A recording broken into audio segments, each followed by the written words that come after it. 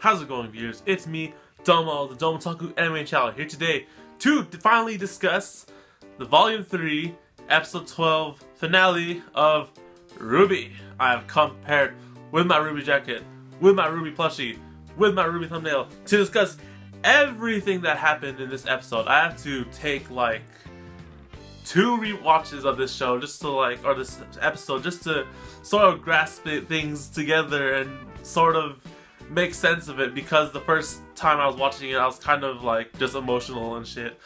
Now we gotta discuss about every single thing that happened in this episode, because it's not over. This fairy tale or story, I'm trying to be funny, it's not over. Yes, this story is not over, and there will be more, probably in a volume 4, which will be announced sometime in the future. First of all, things that happened in this episode. Oh my goodness. First off, the fight with Cinder and Osmond is not resolved, but Osmond, we don't know what happens to him. Osmond somehow disappears and we do not hear from him at all. He could possibly be dead, or he could be alive. But right now, things have happened to him with the fight with Cinder, and looks like Cinder got out of the way. Osmond, wherever he is, man, we sort of need him right now.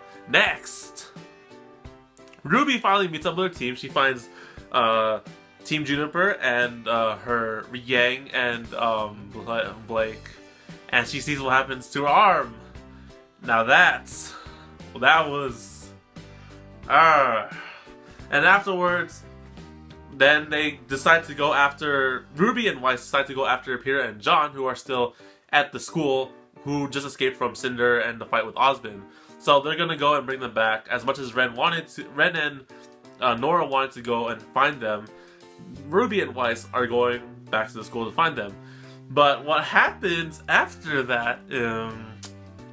So RWBY and John and Pyrrha escape the tower, where they finally see that, you know, we don't know what happened to Osmond, and they can't let that tower fall for reasons, because it's basically the communication tower. If you guys watched the World of Remnant videos, now it makes sense to what these towers are. These are like communication towers for everyone in their state, their country, I don't know, their nation, I think that's what they called it.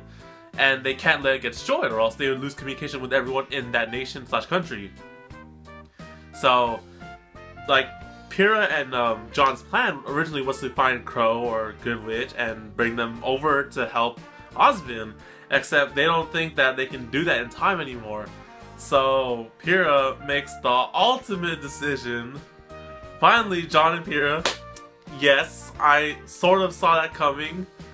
Well, actually, no, I didn't see that coming. The moment I saw that they kissed, I just knew what was gonna happen, because freaking Pyrrha pushes him into their lockers and sends John off back to the city where he is safe.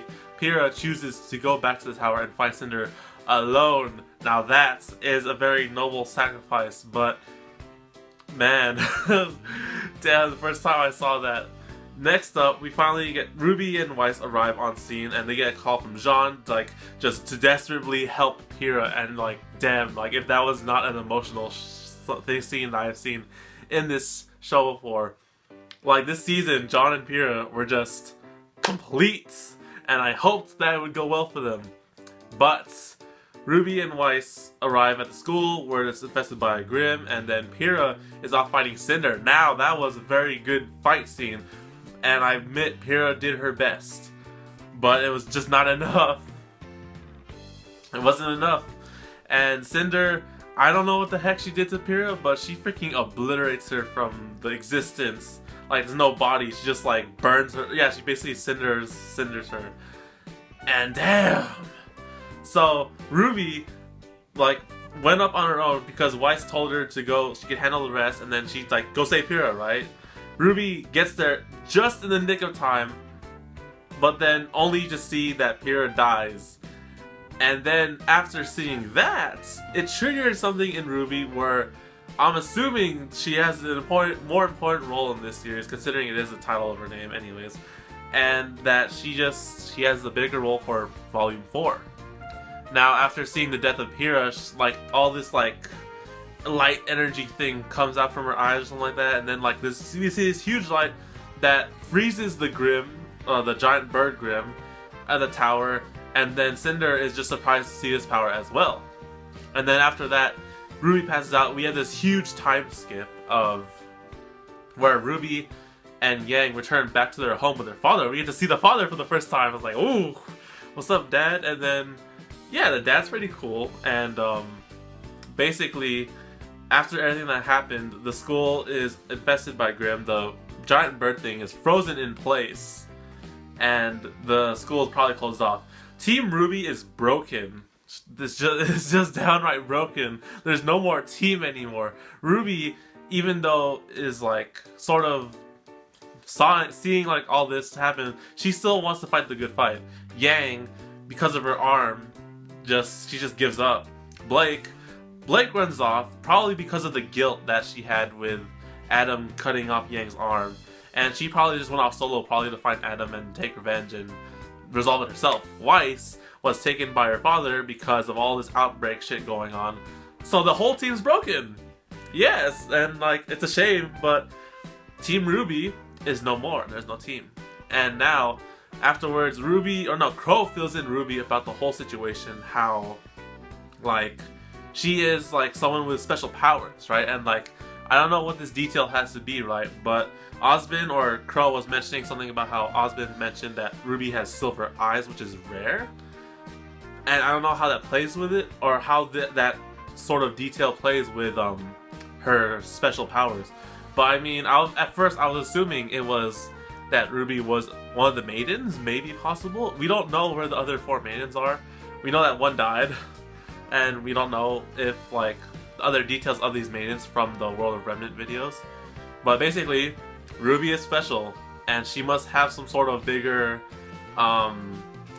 identity to herself, or some kind of secret ability or power that she has that she doesn't know about it yet. And then basically their next move, I think from what I remember, it's not really clear because I'm just really torn up from like the show, but it appears that the next move for RWBY is to go to another city where they plan to do another attack. I don't remember, I forgot. But basically, RWBY joins up with John's team. She basically joins Team Juniper, and they roll together because they both lost their team, and they're going off on their own journey to this other city. I think it's Hale or something like that. I don't remember. They're going out to another city to continue off the journey and, like, you know, solve this and, you know, just resolve everything. And Crow is the new Osbin. Crow takes the role of Osbin's as the leader, and he has to lead this whole new situation and like sort of resolve it until like he either comes back or he's not missing anymore or whatever. But that's where the show leaves off. Except we get this little speech from our Cortana voice, and we finally find out who this person is. It's this person, except who the hell is this? It's like, just who is this? I don't know. Now seeing this, like, after Volume 3, I assumed like just so much shit just happened this volume and season and expanded so many things for this series. And now at this episode 2, we also expanded some more, so now we have so much questions and things that will probably have to be answered in Volume 4, which we don't have a confirmed date yet, or at least I don't know if we have a release date for that.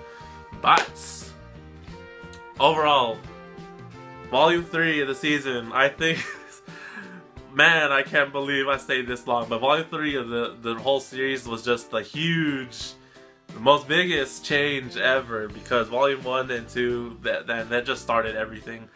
3 and 4, they're just going ham on everything, just like shit going down, basically. And that's not to be surprised, because as much as all this stuff seems bad, like, they're giving that same speech again where like the small light of hope or whatever thing they're going on. So I mean, I could see that because John, Pyrrha, Nora, and Ren are, you know, they're like the ones who aren't giving up, and there are people that still aren't giving up either. They're just sort of just shit, like just a lot of stuff happen, and they need to process the things that happen. I don't know if we'll be seeing Team RWBY again. Yang is just I mean, Yang can recover. I mean, just like she has one arm still, so she can't give up the fight. She's Yang. Blake, she went the lone cat again, but she'll be back hopefully. Weiss wants to come back probably, but her father is just an overprotective summon guy. But I hope someday that Team RWBY will be unified, and we'll see what happens when Volume 4 comes out. So if there's anything I missed about this episode, then feel free to discuss things in the comments and give me your thoughts on this episode. Who is this mysterious lady? Why do you think that Ruby's silver eyes are an important trait for her special or unique abilities? What do you think happened to Osmond? Why can Crow turn into a legit crow and fly as a bird? Why is there a connection between Ruby's mom and her special abilities? I don't know, guys. Leave any questions you have or discussions in the comments because I will be happy to talk about them until we have a date for Season 4 or Volume 4. So anyways, guys, thank you guys for watching this epic finale reaction review.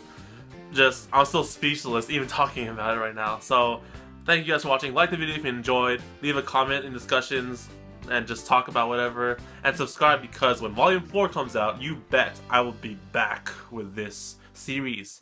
And follow me on Twitter at @TheDomotaku because I love to discuss things on Twitter now. Except sometimes I'm really lazy to do it. But I still go on Twitter anyways. And I hope you guys take care. And I'll see you on the next video on the Domotaku anime channel. So take care, guys, and mata ne.